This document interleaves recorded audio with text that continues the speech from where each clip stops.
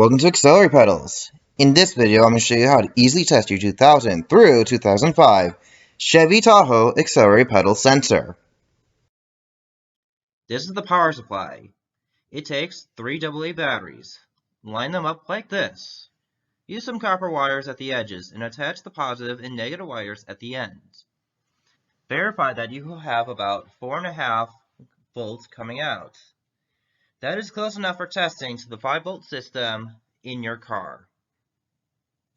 Before testing your pedal, we need to cover a few things. You will need to unscrew the sensor itself that mounts on the pedal that you're working on. This can be done with a tamper-proof Torx T20 or a 6-star that is T20 sized. After being undone, you're going to use a flathead screwdriver to test the voltage by twisting it towards or away from you. There are 2 wire types that exist for this part. There's a 6-wire plug and a 9-wire plug, and both will be tested in this video. After unscrewing the sensor and setting up the power supply, you're going to also need a multimeter set to 20 volts just like this. You're going to connect the negative from the multimeter to this bottom right pin like this. You connect the negative from the battery to the top right pin just like this, and then you connect the positive from both the battery and the multimeter to the second to the right top pin. After doing this, it should be reading about 3.4 volts in the idle position, and this is an approximate. And then as you twist the flathead screwdriver, it should actually stop at about 0 volts exactly. And just like in all the other videos I have said, you are checking for spikes and glitches during these tests.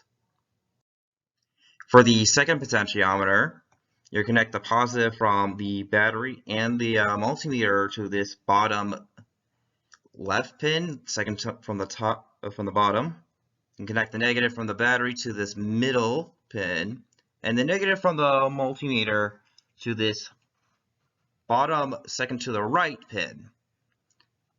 After doing this, it should be reading again at about 3.4 volts. And it should, after you twist it in, it should be reading about 0 volts again. Remember to check for spikes and glitches during the test. For the third potentiometer, yes, this actually has 3 potentiometers. You connect the negative from the battery to this top left pin, the negative from the multimeter to this second from the top left pin, and the positive from both the battery and the multimeter should connect up to this bottom left pin.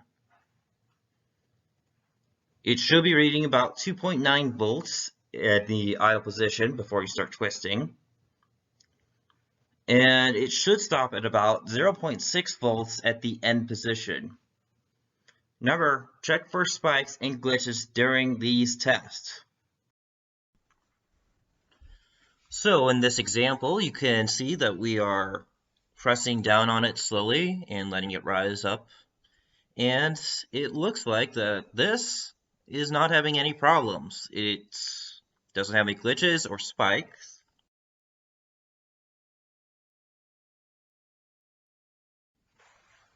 If your pedal has a spike or glitch, time to replace it. Our website shows when we have them in stock.